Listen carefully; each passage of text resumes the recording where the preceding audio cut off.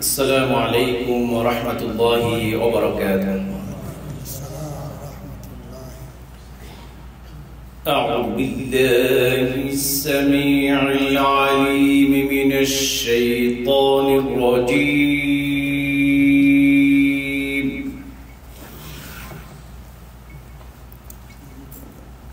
أعوذ بالله السميع العليم من الشيطان الرجيم.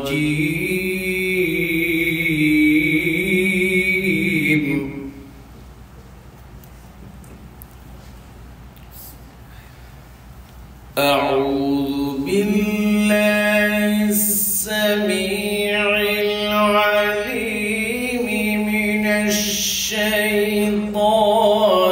الرجيم.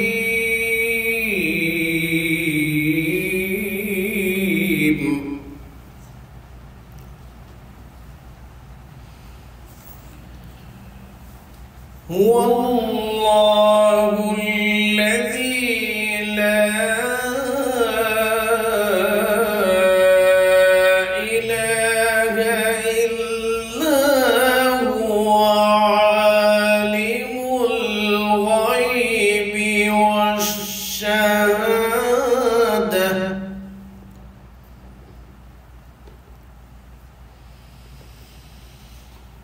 عالم الغيب والشهادة هو الرحمن الرحيم.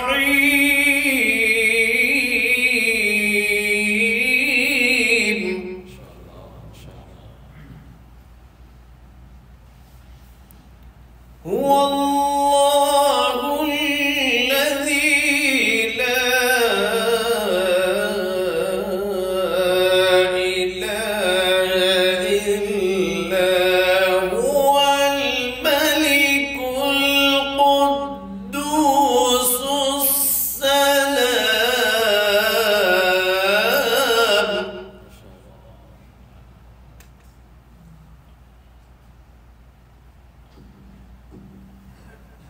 السلام المؤمن المهيمن العزيز الجبار المتكبر سبحان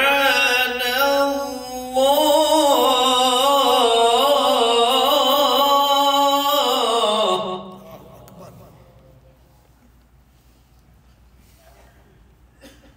سبحان الله.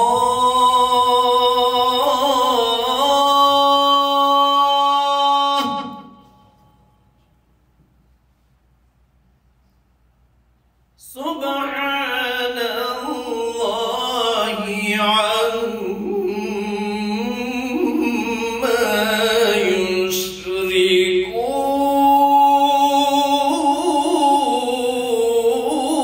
يشركون.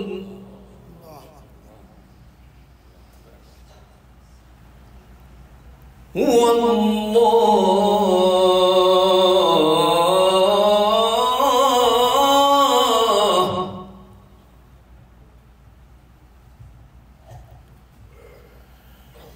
هو الله الخالق البارئ المصور له الأسماء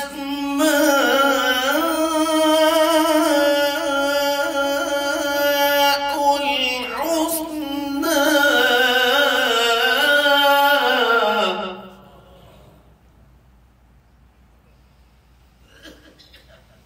يسبح له ما في السماوات والأرض وهو العزيز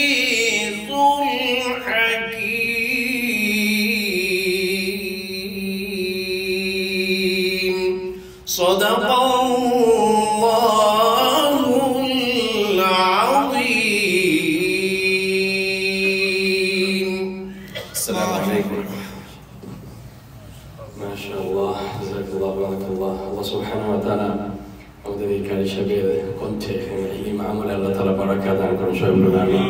আল্লাহ তাআলা কবুল আর মঞ্জুর করুন। আমরা এখানে আসার জন্য আমরা শুকরিয়া আদায় করি। সম্মানিত মুসলিম কেরাম, মেহমানবৃন্দ, আলহামদুলিল্লাহ আমরা আমাদের আজকে সম্মানিত মেহমান হযরত মাওলানা আল্লামা নুরুল ইসলাম আলী সাহেব হুজুরকে পেয়ে আমরা খুবই খুশি এবং আনন্দিত। আপনারা সবাই খুশি তো? আমাদের হুজুরের জন্য দোয়া করবেন। কাজ করে অসুস্থ অনেক অবস্থায় সফর করতেছেন, কখনো লন্ডনে, কখনো আমেরিকায়, কখনো বিভিন্ন দেশে দিনের দাওয়াতের জন্য। দিনের দাওয়াতটা কিভাবে পৌঁছানো যায়, কিভাবে সঠিক দিনের কথা মানুষের কাছে পৌঁছানো যায়, দোয়া করি আমরা। এবং পাশাপাশি আমাদের জন্য হুজুর দোয়া করেন, আমরা চাই, সবার দোয়া চাই। আমরা এ পর্যায়ে আমাদের মেইন প্রোগ্রাম এবং হুজুরের আলোচনায় চলে যাব। এ পর্যায়ে আমাদের সামনে অত্যন্ত গুরুত্বপূর্ণ আলোচনা পেশ করবেন, যা আলোচনা শোনার জন্য আমরা উদ্গ্রীব থাকি, উৎসাহী থাকি। যার আলোচনা শুনলে শুনতেই মন চায়, যার আলোচনা শুনে হাজারো দিকহারা পথিকরা পথের সন্ধান পেয়েছে, সঠিক পথের পথ পেয়েছে। যার আলোচনা শুনে বাতিল দূরীভূত হয়েছে, হক প্রতিষ্ঠিত হয়েছে। এবং ছোটবেলা থেকে দেখে আসছি, যার আলোচনা শুনে বিভিন্ন এলাকায় হকের জয়ধ্বনি ছড়িয়ে পড়েছে, ঘরে ঘরে কোরআনের আলো ছড়িয়ে পড়েছে, সঠিক হক প্রতিষ্ঠিত হয়েছে। আমাদের সামনে উপস্থিত আছে আন্তর্জাতিক মুফাসসিরে কোরআন হযরত মাওলানা আল্লামা নুরুল ইসলাম আলীপুরি সাহেব দামাত বারাকাতুহুল আলিয়া হযরতের মূল্যবান আলোচনা পেশ করার জন্য সবিনয় অনুরোধ করছি।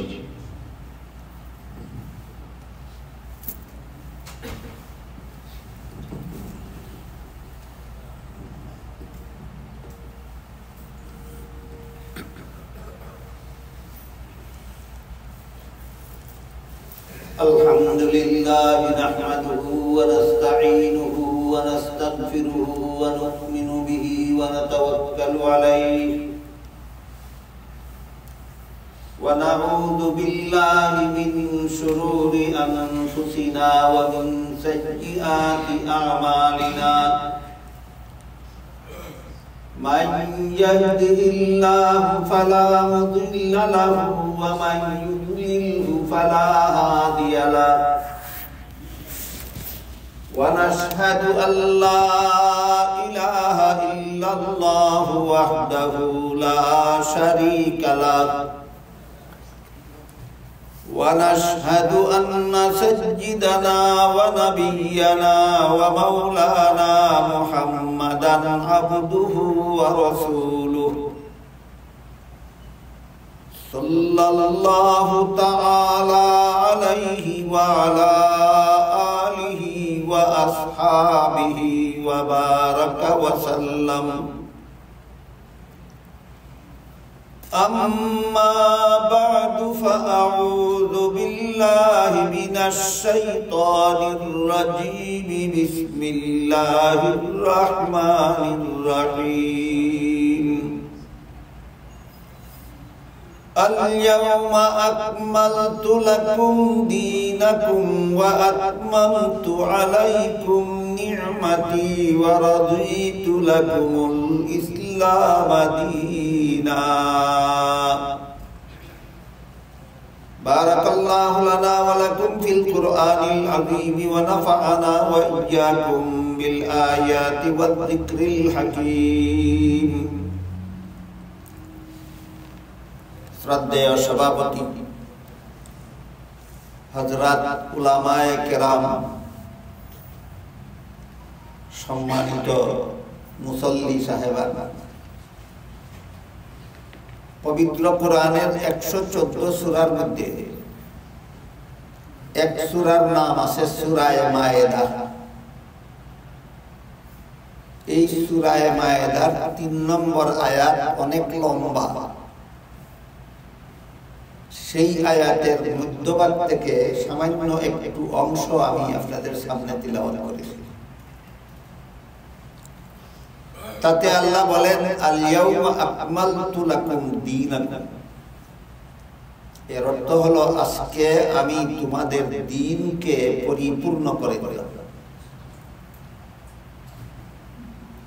আমাদের দ্বীনকে আল্লাহ পরিপূর্ণ করে দিয়েছে। কিন্তু আমাদের দ্বীন বলতে আমরা কি বুঝি, এই প্রশ্নের জবাবটা অনেকের কাছে অস্পষ্ট। অস্পষ্টতার কিছু কারণ আছে। কারণ পবিত্র কোরআনের বিভিন্ন আয়াতে আল্লাহ দ্বীন শব্দটাকে বিভিন্ন অর্থে ব্যবহার করেছেন। যদি সবগুলি আয়াতে একই অর্থে ব্যবহার করতেন অস্পষ্ট থাকতো না, সুস্পষ্টভাবে সব মুসলমান জানতে পারতো যে এই জিনিসটার নাম আমার দ্বীন। কিন্তু যেহেতু আল্লাহ কোরআনের বিভিন্ন আয়াতে দ্বীন শব্দকে বিভিন্ন অর্থে ব্যবহার করেছেন, এজন্য আমার দ্বীন বলতে আমি কি বুঝি এই প্রশ্নের জবাবে আমাদের সিদ্ধান্তহীনতায় বলতে হবে। তাই কোরআনের যত আয়াতে আল্লাহ দ্বীন শব্দকে যত অর্থে ব্যবহার করেছেন, রাসূল তার বিভিন্ন হাদিসে দ্বীন শব্দকে যত অর্থে ব্যবহার করেছেন, সবগুলির সমষ্টি আল্লাহ রাসূল একটি হাদিসে উল্লেখ করে দিয়েছেন। ওই হাদিসটার মর্ম বুঝে নিলেই ইনশাআল্লাহ আমরা পরিষ্কারভাবে বুঝতে পারবো যে আমাদের দ্বীন কোন জিনিসের নাম। হাদিসটাকে মুহাদ্দিসিনে কেরামের পরিভাষায় হাদিসে জিবরিল বলা হয়। কারণ হলো একবার জিবরিল ফেরেশতা একজন অচেনা মানুষের আকৃতি ধারণ করে রাসূল করিম সাল্লাল্লাহু আলাইহি ওয়াসাল্লামের কাছে এসেছিলেন। এই অচেনা মানুষের আকৃতি কথাটা মনে রাখবেন। জিবরিল একজন অচেনা মানুষের আকৃতি ধারণ করে রাসূলের কাছে এসে কতগুলি প্রশ্ন করেছেন। প্রশ্ন করে রাসূল জবাব দেওয়ার পরে, জিবরিল চলে যাওয়ার পরে রাসূল উপস্থিত সাহাবাদের জিজ্ঞেস করেছিলেন, কোন লোকটা এসে আমার সাথে প্রশ্নোত্তর করে চলে গেল, তোমরা কি চিনতে পেরেছো? সাহাবাগণ বলেন, আমরা চিনতে পারি না। কেউ বলতে পারবেন কেন চিনতে পারেননি? জিবরিল এসেছিলেন একজন অচেনা মানুষের আকৃতি ধারণ করে। অচেনা মানুষকে কেউ চিনে না, এই জন্য সাহাবাগণ বলেন আমরা চিনতে পারি। তখন রাসূল বলেন, হুয়া জিবরিলু আতাকুম ইউআল্লিমুকুম দীনাকুম। ইনি জিবরিল ফেরেশতা এসেছিলেন আমার সাথে প্রশ্নোত্তর করবেন, এর মাধ্যমে তোমাদেরকে তোমাদের পরিপূর্ণ দ্বীন শিক্ষা দিবেন। এই হাদিসে আমাদের পরিপূর্ণ দ্বীনের একটা রূপরেখা, আমাদের পরিপূর্ণ দ্বীনের একটা সংজ্ঞা, একটা ডেফিনেশন এই হাদিসের ভিতরে সুস্পষ্টভাবে পাওয়া যায়। তাই আমরা হাদিসের মর্মটা একটু আগাগোড়া বোঝার চেষ্টা করি। আমার দ্বীন বলতে আমাকে কি বুঝতে হবে এই সিদ্ধান্ত নেওয়ার জন্য। জিবরিল রাসূল করিম সাল্লাল্লাহু আলাইহি ওয়াসাল্লামকে একটি প্রশ্ন করেছিলেন, মাল ঈমান। এর অর্থ হলো ঈমান কাকে বলে? জবাবে রাসূল করিম সাল্লাল্লাহু আলাইহি ওয়াসাল্লাম বলে দিলেন, ছয়টি কথা বিশ্বাস করার নাম ঈমান।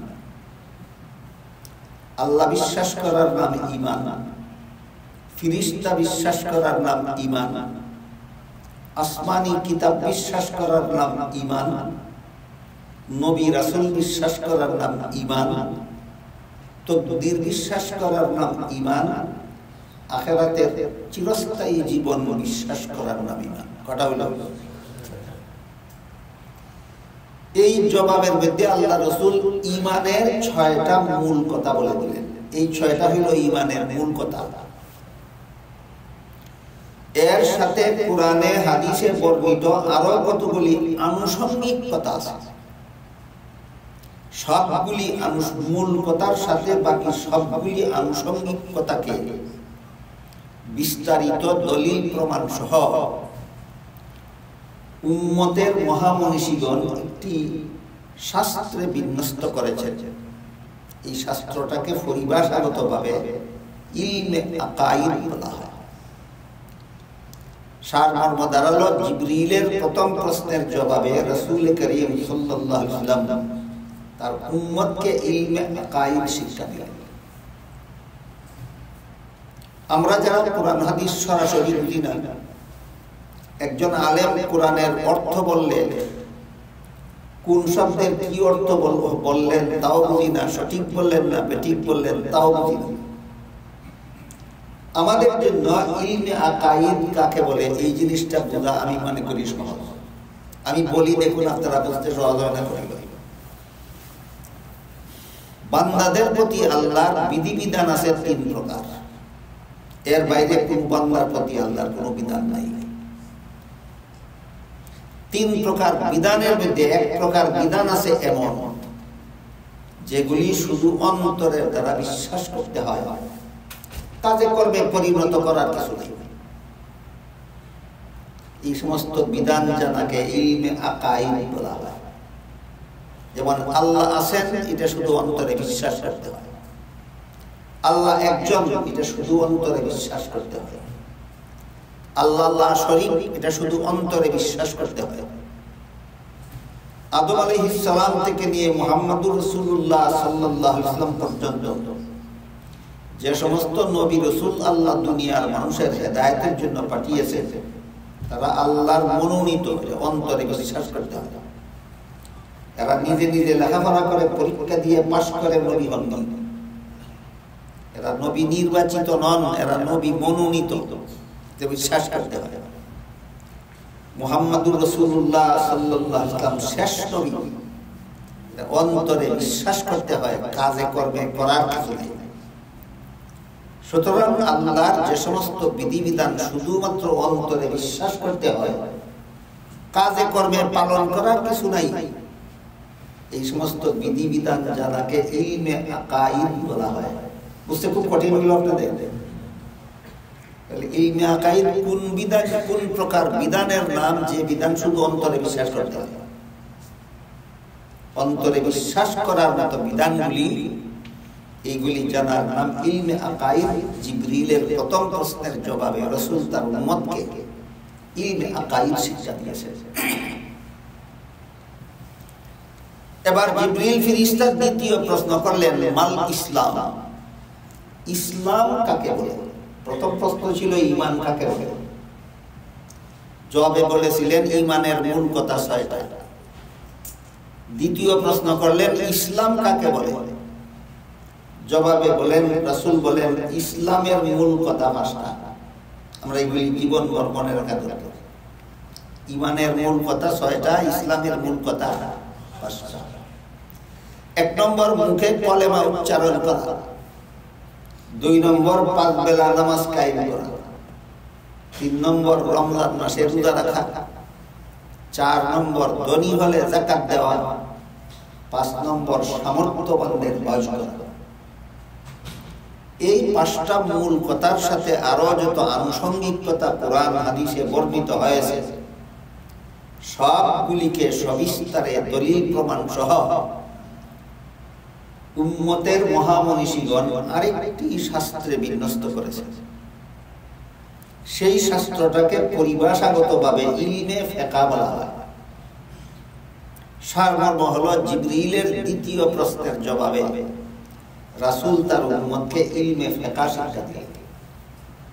আমি আগেই বলেছি, আপনারা যারা ডাইরেক্ট কোরআন হাদিসের অর্থ বুঝেন, আপনাদের জন্য ইলমে ফিকহ কাকে বলে আমি আশা করি বোঝা একেবারে সহজ।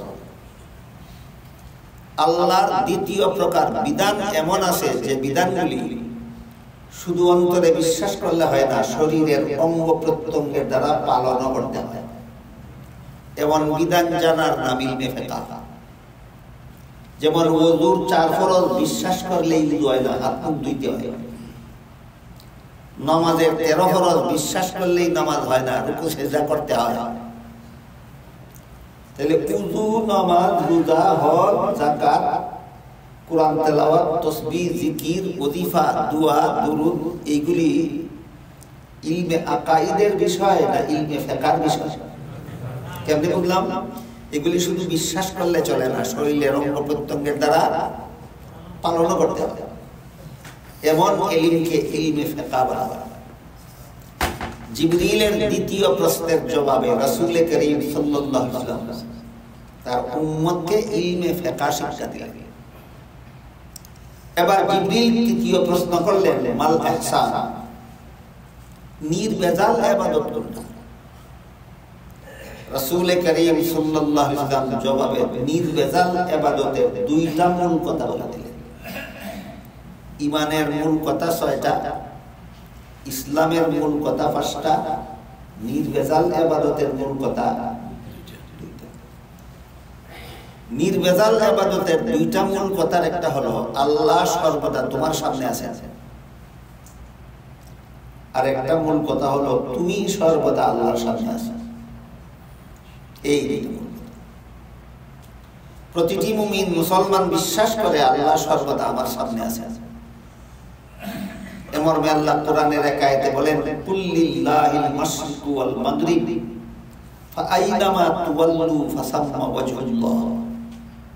হে রাসূল করিম সাল্লাল্লাহু আলাইহি ওয়াসাল্লাম, আপনি বলে দিন, পূর্ব পশ্চিম উত্তর দক্ষিণ নির্বিশেষে তোমরা যেদিকেই ফিরো সেদিকেই আল্লাহ আছেন।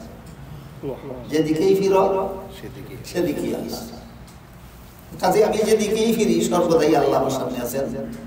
নির্ভেজাল ইবাদতের একটা মূল কথা। আর একটা মূল কথা হলো আমি যে অবস্থায় থাকি আমি আল্লাহর সামনে আছি। আমি চলন্ত অবস্থায় থাকি আল্লাহর সামনে আছি, আমি বসা অবস্থায় থাকি আমি আল্লাহর সামনে আছি, দাঁড়ানো অবস্থায় থাকি আমি আল্লাহর সামনে আছি, আমি শায়িত অবস্থায় থাকি আমি আল্লাহর সামনে আছি, আমি সিনেমা হলের ভিতরে থাকি আল্লাহর সামনে আছি, মসজিদের ভিতরে থাকি আমি আল্লাহর সামনে আছি। এই দুইটা মূল কথা হলো নির্ভেজাল ইবাদতের জন্য এই দুইটা মূল কথা। আমার মনে হয় এখনো দুনিয়ার সমস্ত মুসলমান এই দুইটা মূল কথা বিশ্বাস করে, যে আল্লাহ সর্বদাই আমার সামনে আছেন এবং আমিও সর্বদাই আল্লাহর সামনে আছি। তবে আল্লাহ আমার সামনে আছেন আমি দেখি না, এটা একটা কারণ আছে। কারণটা আমাদের সকলের জানা দরকার। কারণটা জানলেই আমি বুঝতে পারবো যে আমি যে আল্লাহর সামনে আছি আল্লাহ আমাকে দেখেন কিনা, এটা পরে বুঝতে পারবো। আগে আমরা বোঝার চেষ্টা করি যে আল্লাহ যদি সর্বদাই আমার সামনে আছেন আমি দেখি না কেন। এই প্রশ্নের জবাব হলো, আল্লাহ দুনিয়ার জীবনে কোনো মানুষের চোখে আল্লাহকে দেখার মতো পাওয়ার দেন না, ইচ্ছা করেই দেন না। আল্লাহ কোনো মানুষের চোখে দুনিয়ার জীবনে আল্লাহকে দেখার মতো পাওয়ার দেন না। যতটুকু পাওয়ার লাগে আল্লাহকে দেখতে ততটুকু পাওয়ার দেন না। কেন দেন না? দিলেই তো আল্লাহকে দেখতে। আর আল্লাহকে দেখে ঈমান আনলে ঈমান কবুল হয় না। এই জন্য আমার চোখে আল্লাহকে দেখার মতো পাওয়ার না দিয়া আল্লাহ আমার ঈমানটা কবুল হওয়ার ব্যবস্থা করেছেন। আশা করি কথা বুঝে থাকলে আপনারা বলতে পারবেন, দুনিয়ার জীবনে আল্লাহকে দেখার মতো পাওয়ার আমার চোখে না দিয়ে আল্লাহ আমাকে বঞ্চিত করেছেন না ঈমান কবুল হওয়ার ব্যবস্থা করেছেন? এর জন্য কি শুকরিয়া আদায়ের দরকার? বিষয়টা আমি জানলে শুকরিয়া আদায় করবো না না জানলে? বিষয়টা আমাদের জানতে হবে যে দুনিয়ার জীবনে আল্লাহকে দেখার মতো পাওয়ার আমার চোখে ইচ্ছাকৃতভাবে আল্লাহ কেন দিলেন না? আমার ঈমানটা গ্রহণযোগ্য হওয়ার জন্য। এমন ঈমানকেই কোরআনের ভাষায় ঈমান বিল গায়ব বলা হয়, গায়বানা অবস্থায় ঈমান আনা। তাহলে দুনিয়ার জীবনে আমি আল্লাহকে দেখি না আমার চোখের পাওয়ারের অভাবে, নাকি বলে পরিপূর্ণ পাওয়ার থাকার কারণে না পাওয়ারের অভাব থাকার কারণে? পাওয়ারের অভাব থাকার কারণে। হাদিস শরীফে রাসূল করিম সাল্লাল্লাহু আলাইহি ওয়াসাল্লাম বলে দিয়েছেন, পরকালে আল্লাহ প্রতিটি মুমিন বান্দার চোখে আল্লাহকে দেখার মতো পাওয়ার দিবেন।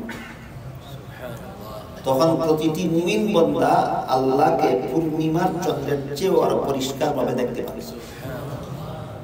এখানে প্রশ্ন জাগতে পারে যে আমরা তো না দেখেই বিশ্বাস করেছি, তাহলে আখিরাতে আর দেখার সুযোগ করে দেওয়ার দরকার কি? এই প্রশ্নের জবাব অনেক গুরুত্বপূর্ণ এবং সমস্ত মুসলমানকে জীবনভর মনে রাখা দরকার। সেটা হলো, জান্নাতীরা জান্নাতের সমস্ত নিয়ামত ভোগ করে যত আনন্দ পাবে, আল্লাহকে দেখার আনন্দ হবে তার চেয়েও বেশি। বুঝে থাকলে বলেন, জান্নাতের নিয়ামত ভোগ করার আনন্দ বেশি না আল্লাহকে দেখার আনন্দ বেশি? সেই আনন্দ থেকে যেন কোনো মুমিন পরকালে বঞ্চিত না থাকে, এই জন্য আল্লাহ পরকালে সমস্ত মুমিন বান্দাদের চোখে আল্লাহকে দেখার মতো পাওয়া। কিন্তু দুনিয়ার জীবনে সেই পরিমাণ পাওয়ার আল্লাহ আমাদের চোখে দেয় না। তাহলে দুনিয়ার জীবনে আমার চোখের পাওয়ার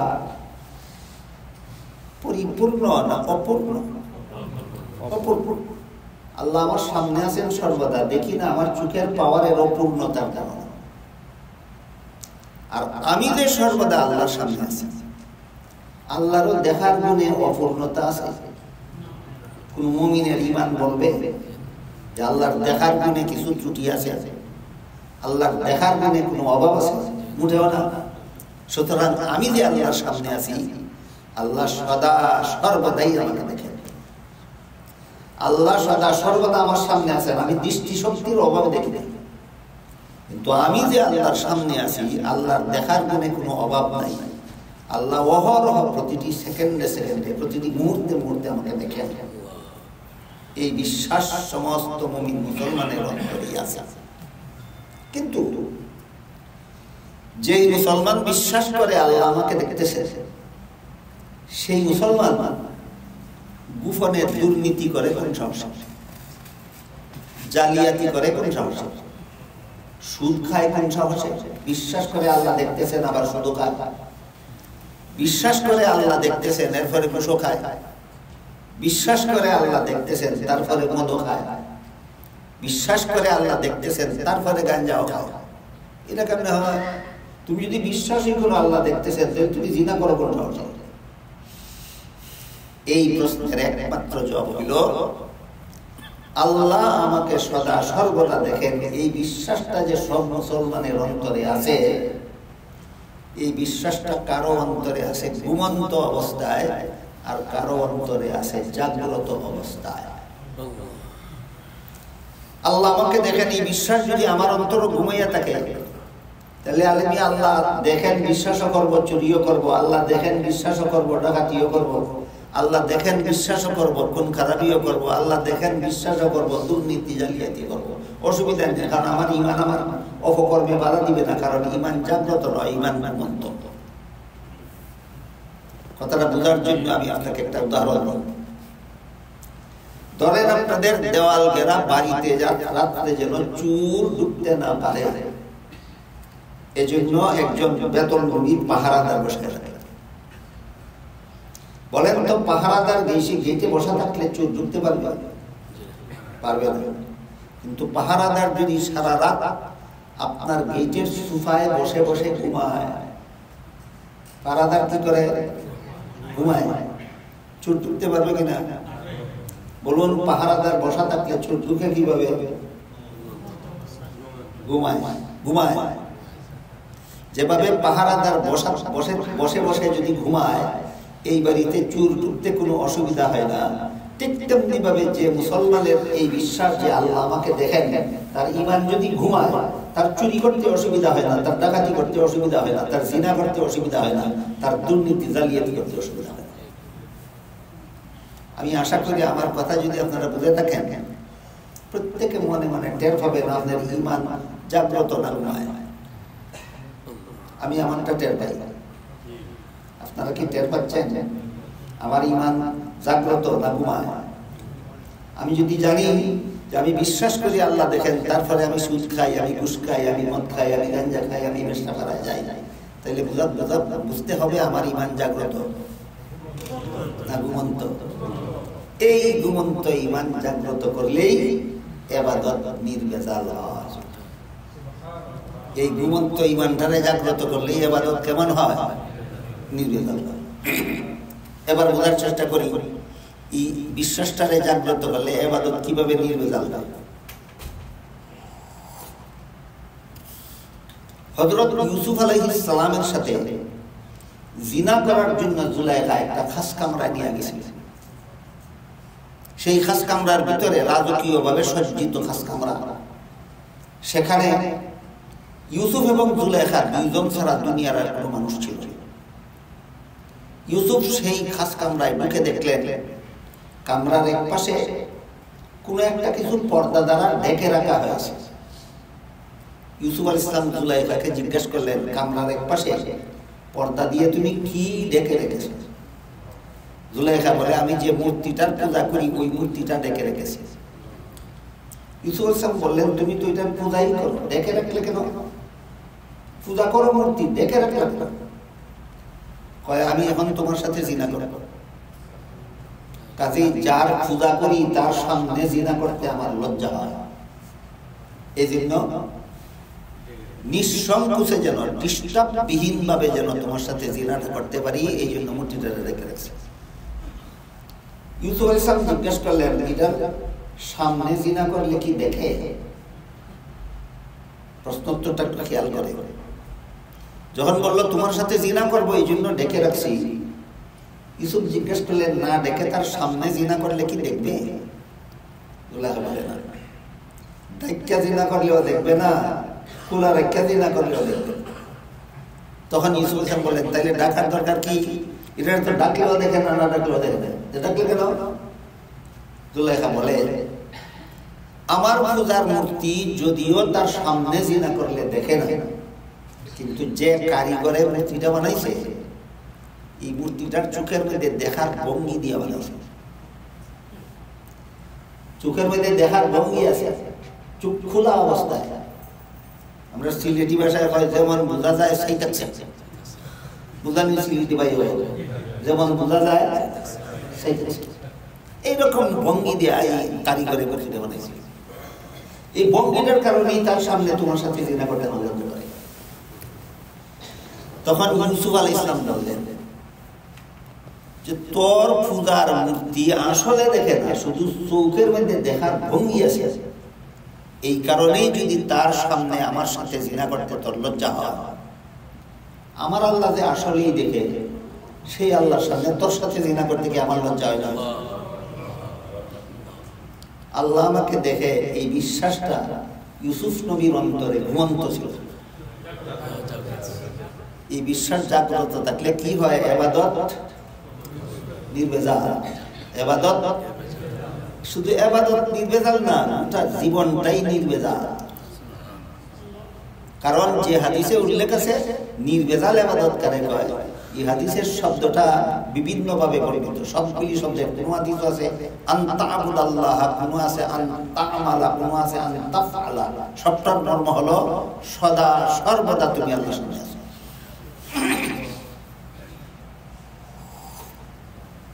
এখানে আসে বর্তমান যুগের কোন মুসলমান বলতে পারে ইউসুফ আলাইহিস সালাম একজন নবী ছিল, তার ঈমান এত তীব্রভাবে জাগ্রত থাকা সম্ভব ছিল? আল্লাহ আমাকে দেখেন, কুল্লা যে জিনা করব, এই অনুভূতি নবীর অন্তরে যতটুকু জাগ্রত থাকে, আমরা দুর্বল ঈমানের অধিকারী গুনাহগার উম্মত, আমাদের অন্তরে ঈমান কি আর তত জাগ্রত? কাজে নবীর মতো ঈমানও পাবো না, জিনার সুযোগ পাইলে আমি ছাড়তেও পারবো না। এরকম শয়তান এই কল্পনা অনেকের অন্তরে জাগাইয়া দেয়। এইরকম যদি কার মনে জাগে, তাইলে আমি আরেকটা ঘটনা আপনাদের শুনি। হযরত উমর ফারুক রাদিয়াল্লাহু তাআলা মরুভূমির রাস্তা দিয়ে কোথাও যাচ্ছিলেন, সাথে খাওয়ার মতো কিছু নাই, পেটে লাগলো খিদা। মরুভূমি মানে রাস্তার আশেপাশে কোনো দোকানপাট নাই, বাড়িঘর নাই, খানা পানি জোগাড় করার কোনো ব্যবস্থা নাই। পেটে খিদা লাগলে কষ্ট সহ্য করা ছাড়া কোনো উপায় নেই। এমত অবস্থায় ক্ষুধার্ত উমর দেখলেন মরুভূমিতে একটা রাখাল ছেলে এক পাল ছাগলের রাখালি করে। ওই রাখাল ছেলে তার পালের একটা ছাগলের দুধ দোহন করে পান করেছে। খলিফা ওমর রাখাল ছেলের কাছে গিয়ে বললেন, রাখাল ভাই, তোমাকে দেখলাম একটা ছাগলের দুধ দোহন করে পান করেছ, আর একটা ছাগলের দুধ দোহন করে আমাকে একটু পান করতে দাও, আমার পেটে বড় খিদা। রাখাল ছেলে খলিফা ওমরকে এর আগে আর দেখে নাই, চিনতে পারেনি নিজে খলিফা ওমর। তাই রাখাল ছেলে খলিফা ওমর না বলে বলে, রাখাল ভাই, এই পালের ছাগলের মালিক আমি নই, আমি মালিকের বেতনভোগী চাকর। মাস শেষে মালিক যে নগদ টাকা দিবে সেটাও আমার বেতন। রাখালি করার সময় খিদা লাগলে একটা ছাগলের দুধ দোহন করে আমি পান করি, সেটাও আমার বেতন। তুমি যেহেতু আমার মালিকের বেতনভোগী চাকর না, কাজে মালিকের পারমিশন ছাড়া আমি তোমাকে এক ফোঁটা দুধ দেব না।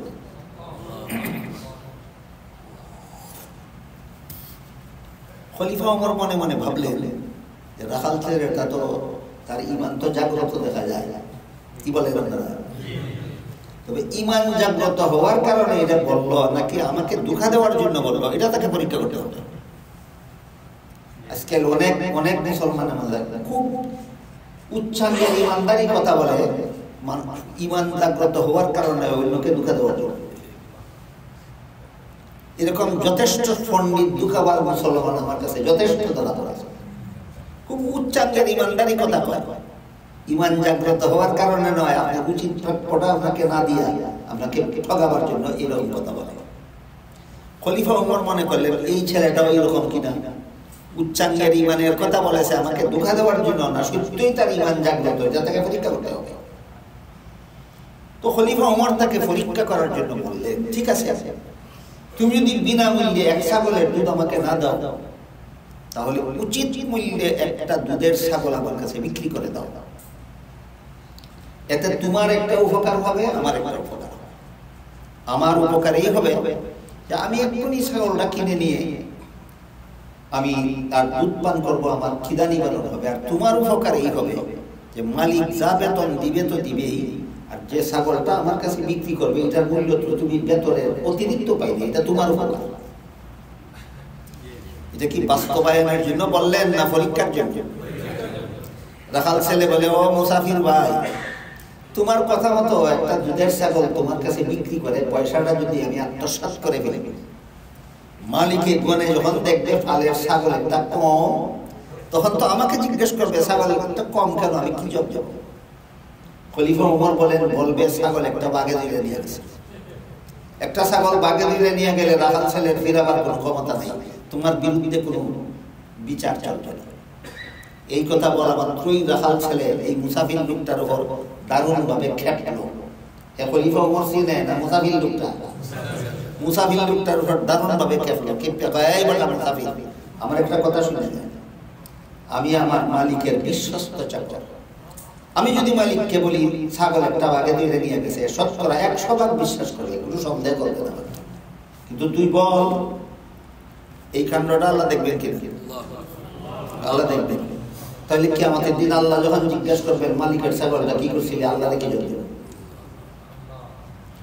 বলেন তো, খলিফা ওমরের দেশের একটা রাখাল ছেলে আমাদের মতো শিক্ষিত পণ্ডিত ছিল না আরো মূর্খ ছিল?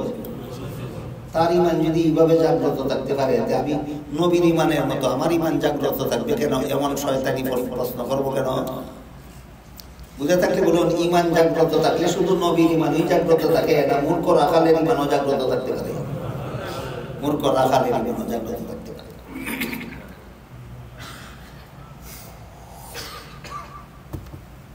জিবরিল প্রশ্ন করলেন, নির্ভেজাল ঈমান কাকে বলে?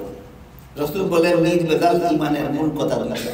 তা হলো আল্লাহ তোমার সামনে আছেন, আর তুমি আল্লাহর সামনে আছো। দুই কথার বিশ্বাস যখন জাগ্রত হয়ে যাবে, তখন তোমার জীবনের সব কিছু নির্ভেজাল হয়ে যাবে। এই দুইটা মূল কথার সাথে আরো যত আনুষঙ্গিক কথা আছে, সবগুলিকে সবিস্তারে দলিল প্রমাণ সহ উম্মতের মহামনীষীগণ আরেকটি শাস্ত্রে বিন্যস্ত করেছে। পরিভাষাগতভাবে সেই শাস্ত্রটাকে ইলমে তাজকিয়া বলা হয়, ইলমে তাসাউফ বলা হয়। এই ইলমের দুইটা নাম, একটা নাম ইলমে তাজকিয়া আর একটা নাম ইলমে তাসাউফ। সারমর্ম হলো জিবরিলের 3 নম্বর প্রশ্নের জবাবে রাসূল তার উম্মতকে ইলমে তাজকিয়া শিক্ষা দিলেন। ইলমে তাজকিয়ার শর্ট ডেফিনেশন হলো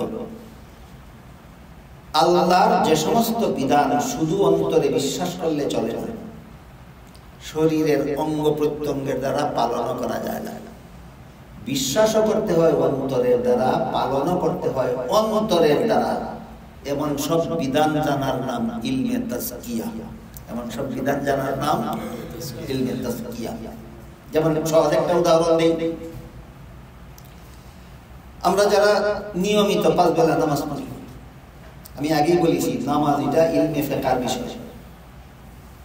নামাজের 13 ফরজ বিশ্বাস করলেই নামাজ হয় না, রুকু সিজদা করতে হয়? এটা কোন এলিমের বিষয় হইল? ইলমে ফিকহের বিষয়। শরীর পাক হওয়া, জামা পাক হওয়া, স্থান পাক হওয়া, কিবলামুখী হওয়া, নিয়ত করা, দাঁড়ানো, আল্লাহু আকবার বলা, সূরা কেরাত পড়া, রুকু সিজদা করা, এই সবগুলি কাজে পরিণত করতে হয়। ইলমে ফিকহের বিষয়। কিন্তু আল্লাহ রাব্বুল আলামিন পবিত্র কোরআনে বলেন, কাদ আফলাহাল মুমিনুন আল্লাযীনা হুম ফি সালাতিহিম খাশিউন।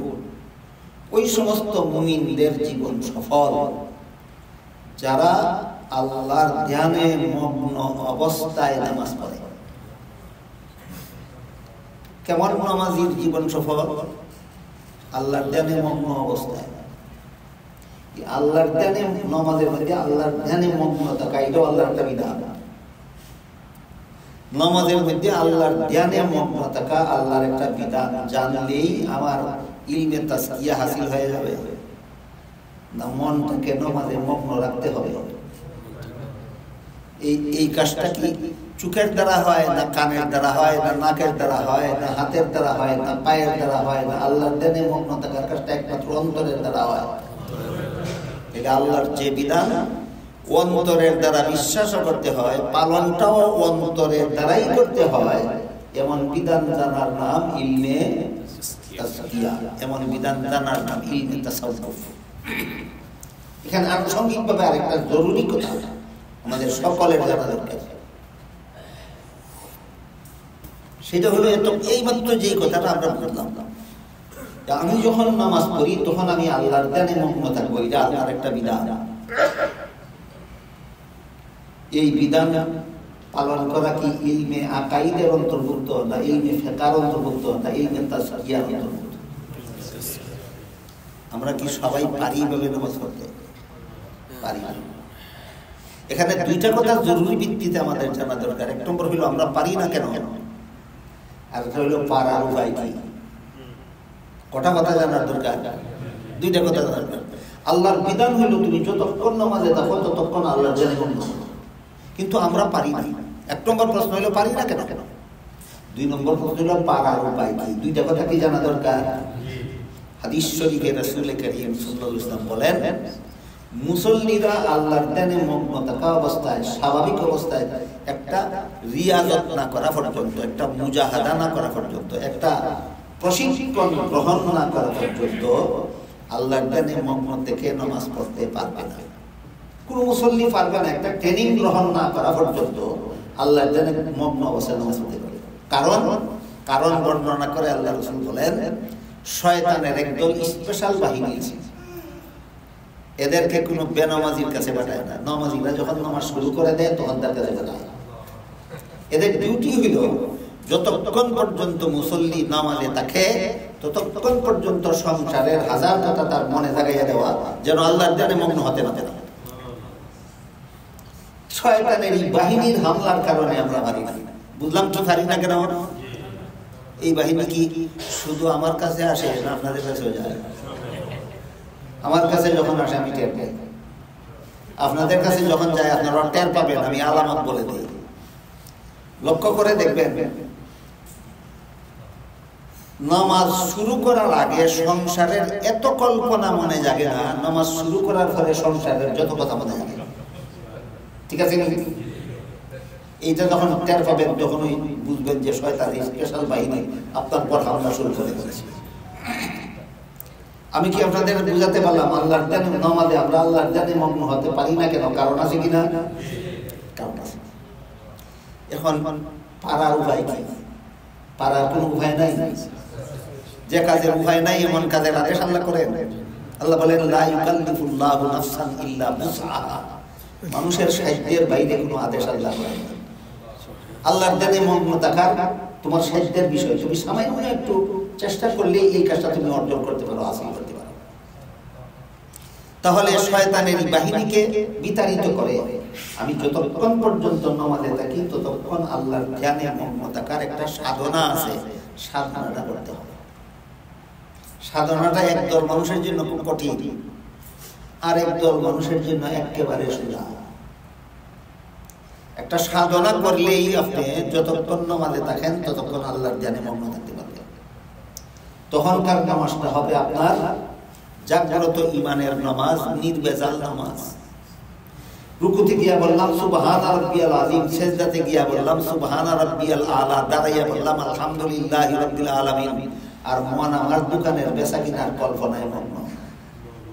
নামাজটা নির্ভেজাল। আমি কি আপনাদেরকে বোঝাতে পারতেছি ইবাদত কেমনে ভেজাল হয়, কেমনে নির্ভেজাল হয়? তাহলে এই ভেজাল ইবাদতটাকে নির্ভেজাল করার কোনো ট্রেনিং নেই। এই ট্রেনিংটা গ্রহণ করলেই আমাদের এই বাহিনীর হাত থেকে আমাদের নামাজটা নির্ভেজাল হয়ে যেতে পারে। কিন্তু সমস্যা হলো বর্তমান সমাজের বেশিরভাগ মুসলমান মনে করে টেইলার হওয়ার জন্য ট্রেনিং এর দরকার, ডাক্তার হওয়ার জন্য ট্রেনিং এর দরকার, ইঞ্জিনিয়ার হওয়ার জন্য ট্রেনিং এর দরকার, ব্যবসায়ী হওয়ার জন্য ট্রেনিং এর দরকার, বাবুর্চি হওয়ার জন্য ট্রেনিং এর দরকার, দিনদার হওয়ার জন্য ট্রেনিং এর দরকার বিশ্বাস করে না। দিনদারিটা কি বাবুর্চিগিরির থেকে আরো সোজা? তাহলে ট্রেনিং ছাড়া যদি বাবুর্চি হওয়া যায় না, তাহলে ট্রেনিং ছাড়া আমি দিনদার হতে পারবো কিভাবে? আমার কথা বুঝে থাকলে বলুন, ট্রেনিং ছাড়া হয়? ট্রেনিং ছাড়া হয় না।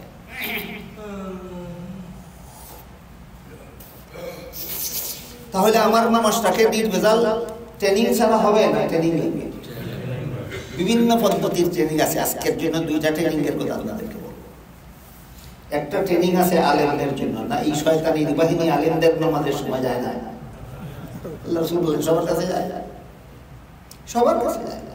আলিম হও, আল্লামা হও, বুজুর্গ হও, যা কিছু হও, তুমি নামাজ শুরু করলে শয়তানি স্পেশাল বাহিনী তোমার কাছে যাবেই, সংসারের হাজার কল্পনা তোমার অন্তরে জাগাবেই।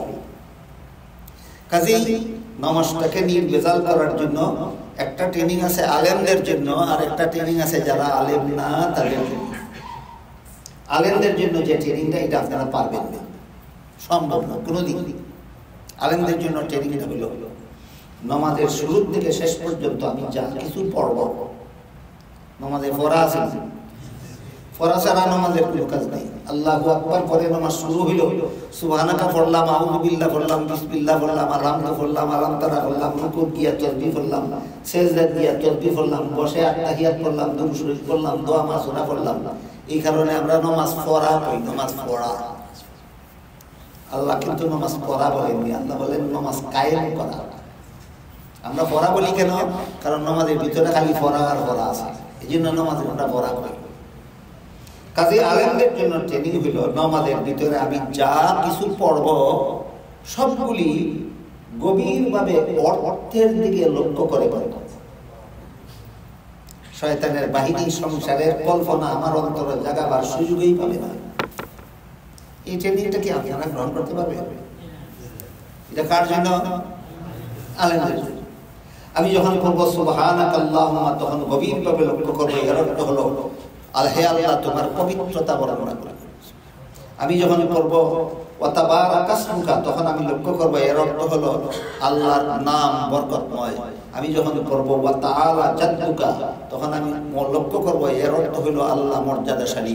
আমি যখন পড়বো লা ইলাহা গায়রুকা, তখন এর লক্ষ্যের দিকে এর অর্থের দিকে আমি লক্ষ্য করবো, ধ্যান করবো আল্লাহ ছাড়া কোনো মাবুদ নেই। এই ট্রেনিং একমাত্র আলেম ছাড়া আর কেউ গ্রহণ করতে পারবে না।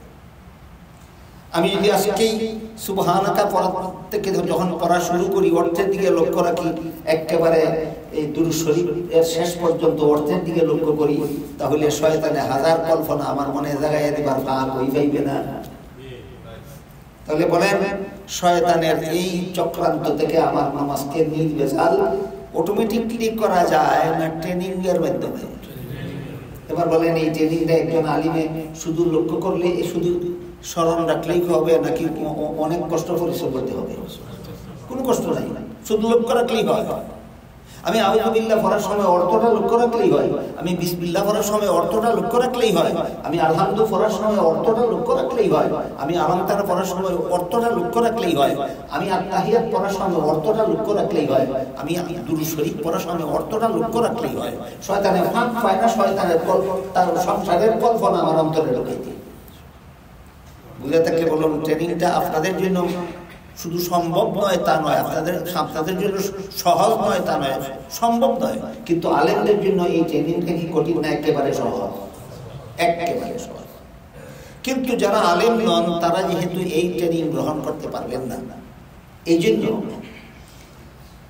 যারা আলেম নন তাদের জন্য আরো সহজ একটা ব্যবস্থা আছে। আপনাদের জন্য আপনাদের ট্রেনিংটার আরো সহজ ব্যবস্থা আছে।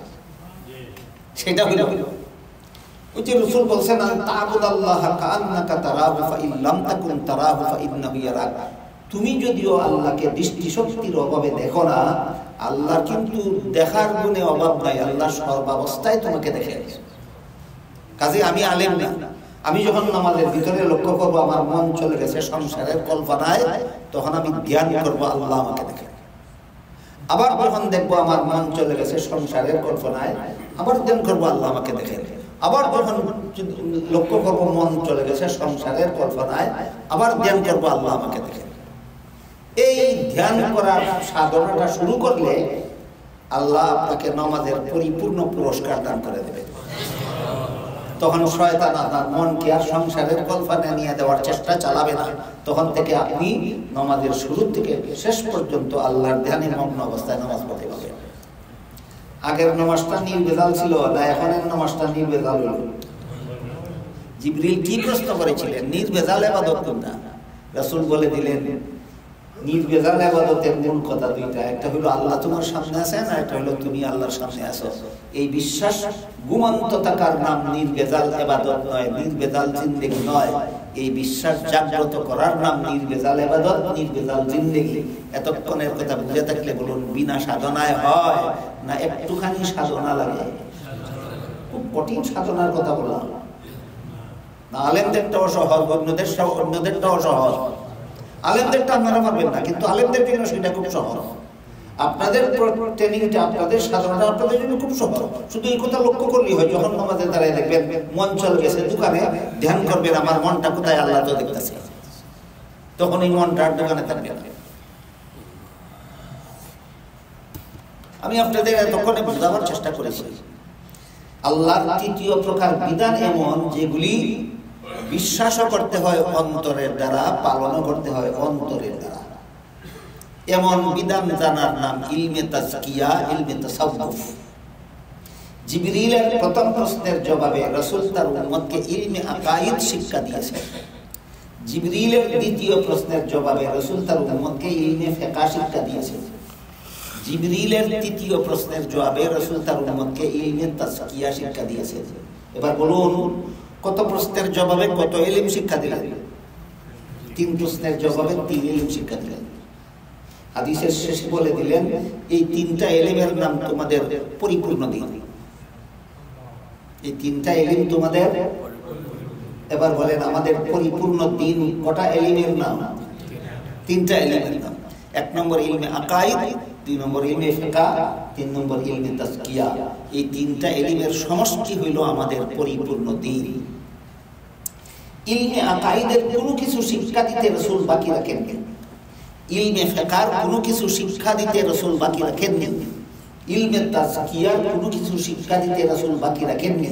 তাই দীর্ঘ 23 বছরে রাসূল তার উম্মতকে যে দ্বীন শিক্ষা দিয়েছিলেন, সেই 23 বছরের সমাপ্তিতে আল্লাহ বলেন, আল ইয়াউমা আকমালতু লাকুম দীনাকুম, আজকে আমি তোমাদের দ্বীনকে পরিপূর্ণ করে দিলাম। হাদিসে জিবরিল রাসূল বলেন, এই 3 ইলম হলো তোমাদের দ্বীন। 3 প্রকার ইলম যদি জীবনে বাস্তবায়ন করো, তুমি পরিপূর্ণ দ্বীনদার হয়ে যাবে।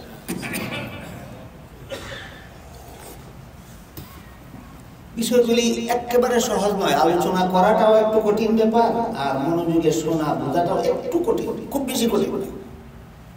আমি তো আশা করি আমার কোন কথা আপনারা বুঝেননি এমন হয়। বুঝেন কেন? একেবারে কঠিন, একটু মনোযোগ দিলেই বুঝে আসে। এরপরেও কিছু গভীর আছে, কিছু কঠিন আছে। এই জন্য আমরা অনেক সময় বলি না, আপনারা অনেক সময় শোনার মতো হিম্মত করেন না। এই কারণে বর্তমান সমাজের বেশিরভাগ মুসলমান পরিষ্কারভাবে বলতে পারে না আমার দ্বীন কোন জিনিসের নাম। আজকে থেকে যেন এই ত্রুটিটা আমাদের না থাকে। আমার রাসূল শিক্ষা দিয়ে গেছেন 3টা ইলমের নাম আমার দ্বীন। আমার রাসূল শিক্ষা দিয়ে গেছেন কটা ইলমের নাম আমার দ্বীন? এবার বলতে পারেন প্রথম ইলমটার নাম কি? ইলমে আকাইদ। দ্বিতীয় ইলমটার নাম ইলমে ফিকহ। তৃতীয় ইলমটার নাম ইলমে। এখন আমি আরেকটা কথার দিকে আপনাদের দৃষ্টি আকর্ষণ করব। সেটা হলো আল্লাহ পবিত্র কোরআনের এক আয়াতে বলেছেন ওয়াতাসিমু বিহাবলিল্লাহি জামিআন ওয়া লা তাফাররাকু। হে আমার বান্দারা, তোমরা শক্তভাবে আল্লাহর রশ্মিকে ধারণ করার মাধ্যমে ঐক্যবদ্ধ থাকো।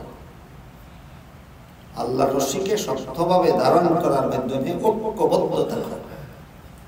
এখানে আল্লাহ আমাদেরকে দলাদলি করার কথা বলেছেন না ঐক্যবদ্ধ থাকার কথা বলেছেন? ঐক্যবদ্ধ থাকার কথা।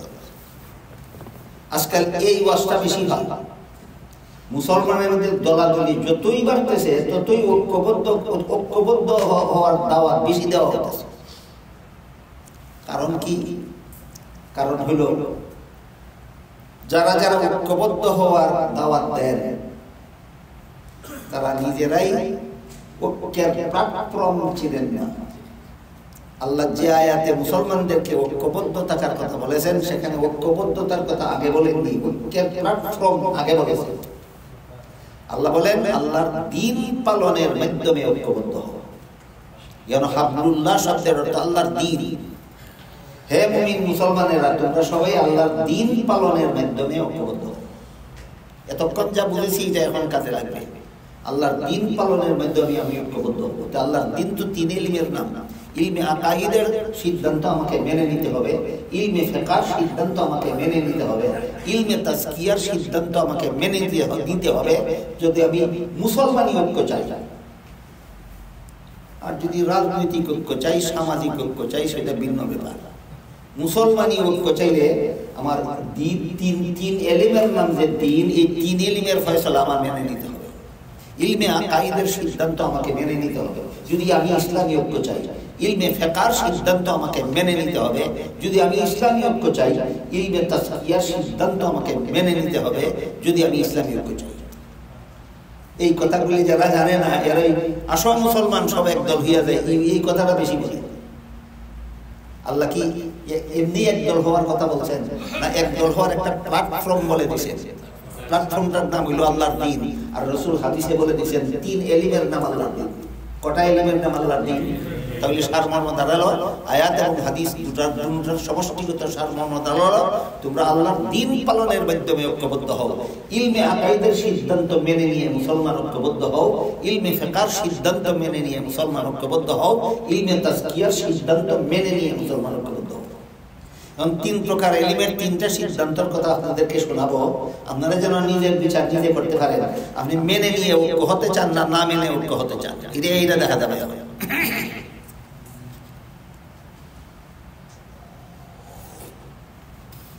এতক্ষণে আমরা কি বুঝলাম? ইসলামী ঐক্য সবাই আমার দলে আসা, যার যার দল ছেড়ে দিয়ে এইভাবে ইসলামী ঐক্য হয় না। আল্লাহর দ্বীন পালনের মাধ্যমে ইসলামী ঐক্য হয়।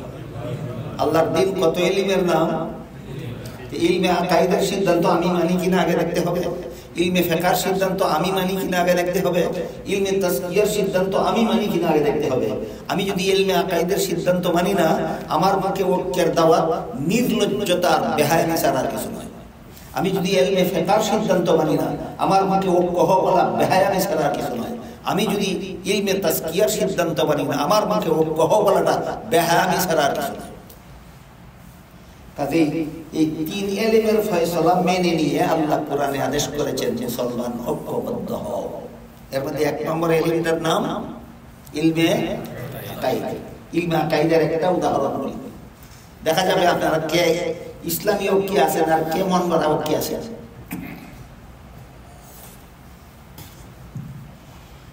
আল্লাহ পাক রব্বুল আলামিন পবিত্র কোরআনের এক আয়াতে বলেন লা ইয়ানালু আহদিজ যালিমিন। এর অর্থ হলো গুনাহগারদেরকে আমি নবী বানাই না। কি অর্থ? গুনাহগারদেরকে আমি নবী বানাই না। সুতরাং পরিষ্কার হয়ে গেল নবীগণের ব্যাপারে আল্লাহর একটা সামগ্রিক মূলনীতির ঘোষণা হয়ে গেল, নবীগণ আজীবন বেগুনাহ হয়ে থাকে। নবীগণ কেমন হয়ে থাকে? বেগুনাহ।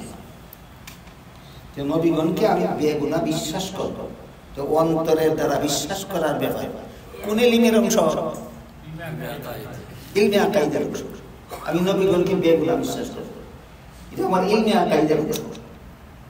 এখন যদি আপনি সাফাবাজি শুরু করেন, আল্লাহ আদমকে জান্নাতে দিয়ে বললেন সব রকমের ফলমূল খাও, একটা গাছের ফল খাইতে নিষেধ করলেন, ইবলিসের ঢুকায় পরে আদম নিষিদ্ধ গাছের ফল খাইলেন, আল্লাহর আদেশ নিষেধ লঙ্ঘন করলেই তো গুনাহ হয়, তা আদমে তো লঙ্ঘন করলোই, নবী বেগুনা রইল কোথায়?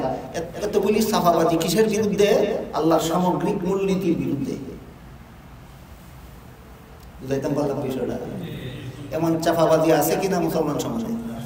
এরাই ঐক্যের দাওয়াত বেশি দেয়, যারা নবীগণকে গুনাহগার সাজায়, এই বিভিন্ন ঘটনার অপেক্ষা করিয়া এরাই বেশি দাওয়াত দেয়। আসো মুসলমান, আল্লাহ কোরআনে বলেছেন ঐক্যবদ্ধ হও, তোমার কথা মতো ঐক্যবদ্ধ হও, তা আল্লাহ কোরআনে বলছেন না। দিন পালনের মাধ্যমে ঐক্যবদ্ধ হওয়ার কথা বলছে। দিন কি গোড়ার দিন বলছো তুমি? তোমার দিন কোথায় গেল? নবীগণকে গুনাহগার বিশ্বাস করার নাম দিন নয়, বদ্দিনী। নবীগণকে বেগুনাহ বিশ্বাস করার নাম দিন।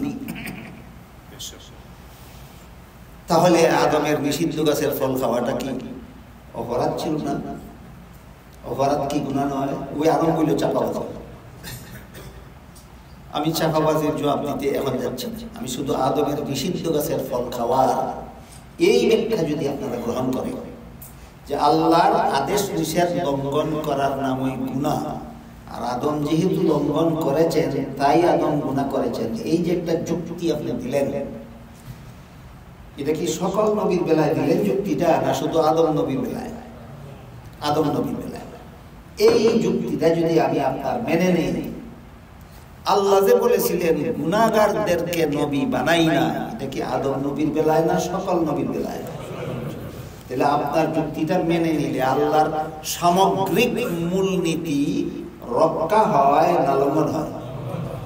যে ব্যাখ্যার দ্বারা আল্লাহর মূলনীতি লঙ্ঘন হয় সেটাই মন গড়া ব্যাখ্যা। বুঝাতে পারলাম?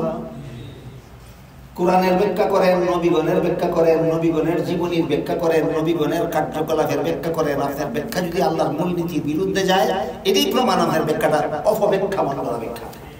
সুতরাং জান্নাতে নিষিদ্ধ গাছের ফল খাওয়ার ঘটনাকে অপব্যাখ্যা করে আর ব্যাখ্যার মাধ্যমে আদমকে গুনাহগার সাব্যস্ত করা, এটা আল্লাহর মূলনীতি সাপেক্ষ না মূলনীতি বিরোধী? সুতরাং ব্যাখ্যাটা ভুল, ব্যাখ্যাটা ভুল। তাহলে আমার এখন বোঝা দরকার, তাহলে সহিহ ব্যাখ্যা কোনটা? তাফসীরের কিতাবে লেখা আছে সহিহ ব্যাখ্যা একটা দুইটা নয়, অনেক সহিহ ব্যাখ্যা লেখা আছে। আজকের মতো এক দুইটা সহিহ ব্যাখ্যা আমি আপনাদের শোনাই।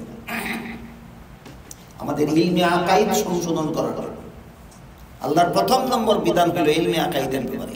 আমার যদি আকাইদ সংশোধন না থাকে, আমি যদি ভ্রান্ত আকীদায় বিশ্বাসী থাকি, আমার দিন গেল কোথায়? তাহলে যার দিন নাই বদ্দিনকে তো আল্লাহ ঐক্যবদ্ধ হতে বলছেন, আল্লাহ দিনদারকে ঐক্যবদ্ধ হতে বলছেন।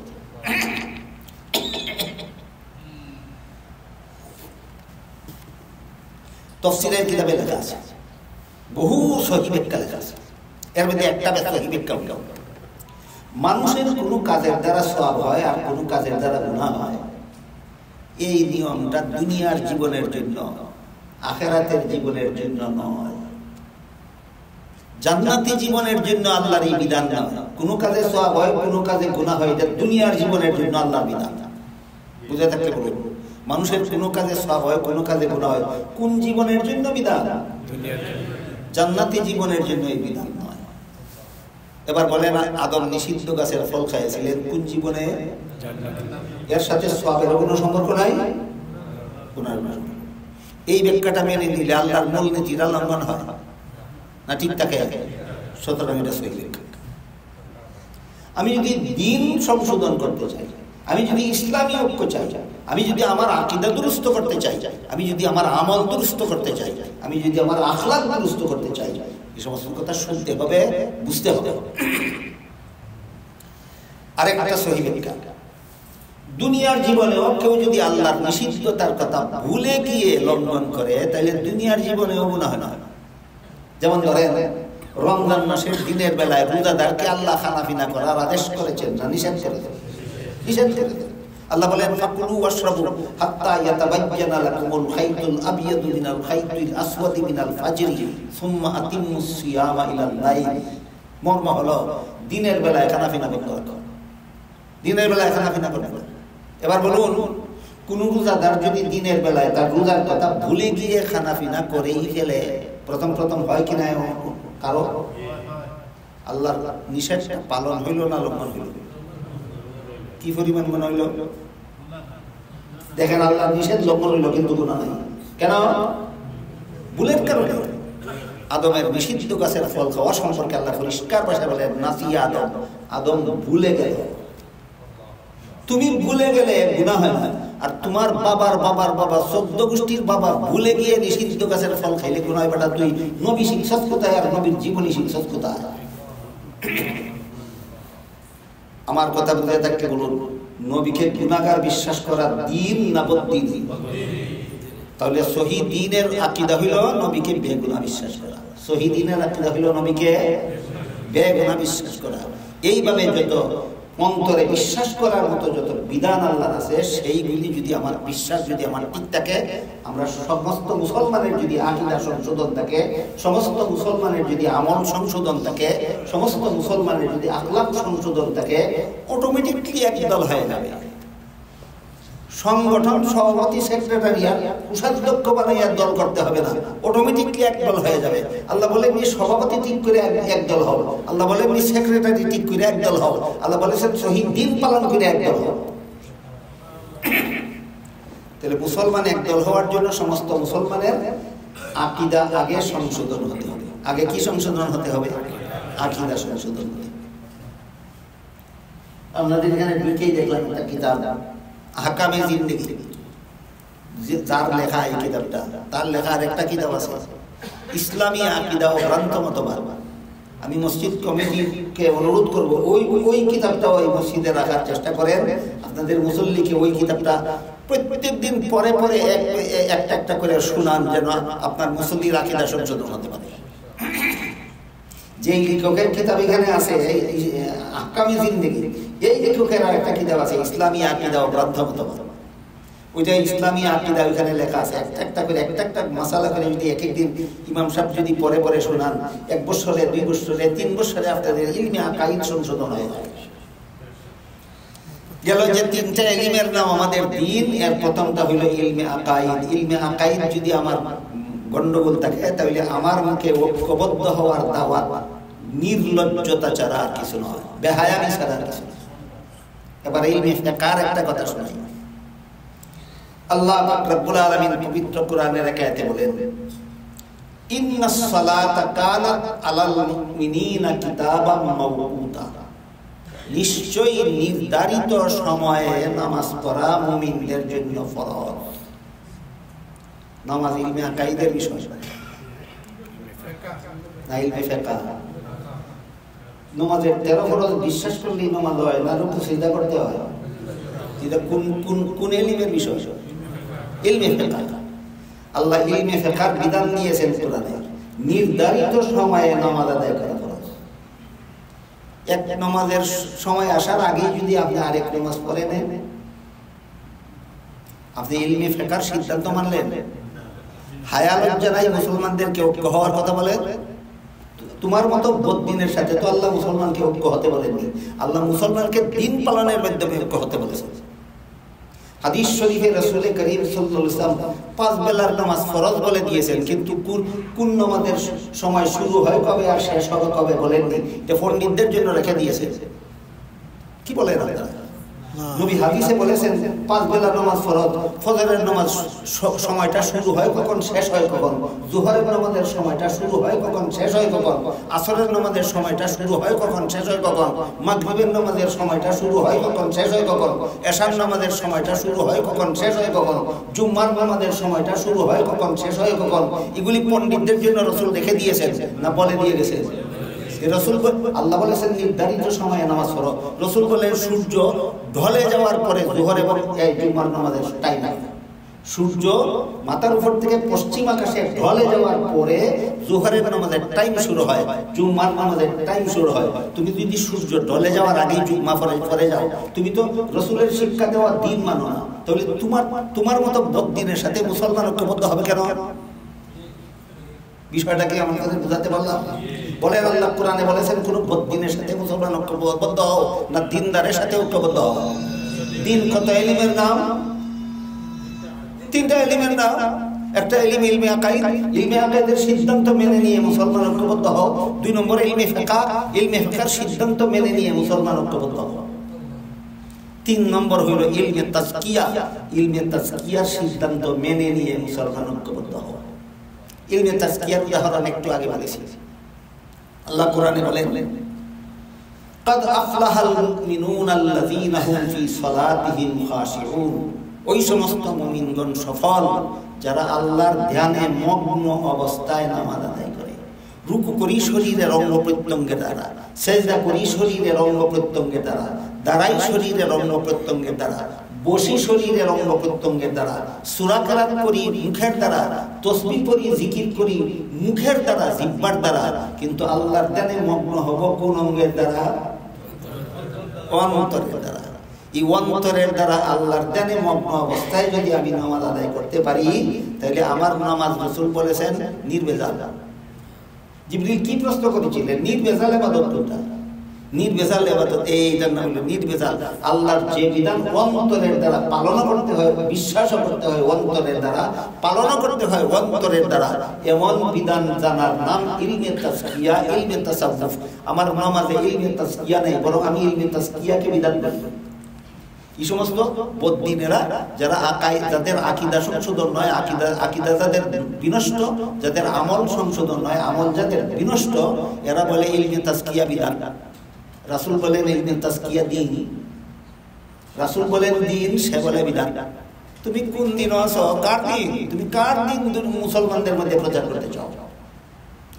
ইলমে তাজকিয়ার যে পরিচয়টা আমি আপনাদের সামনে তুলে ধরেছি, বুঝতে কি কঠিন হয়েছে? আল্লাহর যে বিধান কিসের দ্বারা পালন করতে হবে? অন্তরের দ্বারা। বলেন নামাজে আমি আল্লাহর ধ্যানে মগ্ন থাকবো চেহারার দ্বারা না অন্তরের দ্বারা? নামাজে আমি আল্লাহর ধ্যানে মগ্ন থাকবো হাতের দ্বারা না অন্তরের দ্বারা? নামাজে আমি আল্লাহর ধ্যানে মগ্ন থাকবো পায়ের দ্বারা না অন্তরের দ্বারা? আল্লাহর যে বিধান অন্তরের দ্বারা পালন করতে হয়, এই বিধান জানার নাম ইলমে তাজকিয়া, ইলমে তাসাউফ। এখন যে ইলমে তাজকিয়াকে রাসূল বলেন এটা তোমার দ্বীনের 1/3, 3 ভাগের 1 ভাগ। ইলমে তাজকিয়া তোমার দ্বীনের 3 ভাগের 1 ভাগ। আল্লাহ রাসূল এটাকে দ্বীনের 3 ভাগের 1 ভাগ আখ্যা দেওয়ার পরেও কেউ যদি ইলমে তাজকিয়াকে বিদাত বলে, ইলমে তাসাউফকে বিদাত বলে, আর বলে আও সব মুসলমান এক দল হয়ে যায়, কোন দল তোমার? আমি কি আপনাদেরকে বুঝাতে পারলাম? আল্লাহ এবং আল্লাহ রাসূল মুসলমানদেরকে কোথায় গিয়ে একদল হতে বলেছেন? দিন পালনের মাধ্যমে একদল হতে বলেছেন। আর দিন হলো 3টা ইলমের নাম। ইলমে আকাইদের নাম আমার দিন, ইলমে ফিকহের নাম আমার দিন, ইলমে তাজকিয়ার নাম আমার দিন। সুতরাং ইলমে আকাইদের সিদ্ধান্তগুলি মেনে নিয়ে মুসলমানদেরকে আল্লাহ ঐক্যবদ্ধ হতে বলেছেন। ইলমে ফিকহের সিদ্ধান্তগুলি মেনে নিয়ে আল্লাহ মুসলমানদেরকে ঐক্যবদ্ধ হতে বলেছেন। ইলমে তাজকিয়ার বিষয়গুলি সিদ্ধান্তগুলি মেনে নিয়ে আল্লাহ মুসলমানদেরকে ঐক্যবদ্ধ হতে বলেছেন। সুতরাং আল্লাহ বলেছেন ওয়া তাসিমু বিহাবলিল্লাহ জামিআন ওয়া লা তাফাররাকু। লা তাফাররাকু অর্থ হলো তোমরা পরস্পরে বিচ্ছিন্ন হবে না, ঐক্যবদ্ধ হও। এই ঐক্যবদ্ধ হও বলার আগে কোথায় গিয়ে ঐক্যবদ্ধ হবে সেটা আল্লাহ সুস্পষ্ট ভাষায় বলে দিয়েছেন। আল্লাহর দ্বীন পালনের মাধ্যমে মুসলমান ঐক্যবদ্ধ হবে। বলেন আল্লাহ কোরআনে আমাদেরকে ঐক্যবদ্ধ হওয়ার হুকুম দিয়েছেন কিনা? প্ল্যাটফর্ম বিহীন অবস্থায় না, প্ল্যাটফর্ম চিহ্নিত। প্ল্যাটফর্ম চিহ্নিত। তোমার আকীদা দুরুস্ত করো, তোমার আকীদা দুরুস্ত করো যদি ইসলামী ঐক্য চাও, তোমার আমল সংশোধন করো যদি ইসলামী ঐক্য চাও, তোমার আখলাক দুরুস্ত করো যদি ইসলামী ঐক্য চাও। আল্লাহ আপনাদের আমাদের সবাইকে আল্লাহর দ্বীন বুঝার এবং দ্বীনকে নিজের জীবনে ফিট করার, এইভাবে রাসূলের বাতানো পদ্ধতিতে আমাকে পরিপূর্ণ দ্বীনদার হয়ে আল্লাহ যে দ্বীনকে পরিপূর্ণ করে দিলেন সেই পরিপূর্ণ দ্বীন আমাদের গ্রহণ করার তৌফিক আল্লাহ দান করুন। সবাই বলুন আমিন। সুবহান রাব্বিকা রাব্বিল ইজ্জাতি আম্মা ইয়াসিফুন ওয়া সালামুন আলাল মুরসালিন ওয়ালহামদুলিল্লাহি রাব্বিল আলামিন।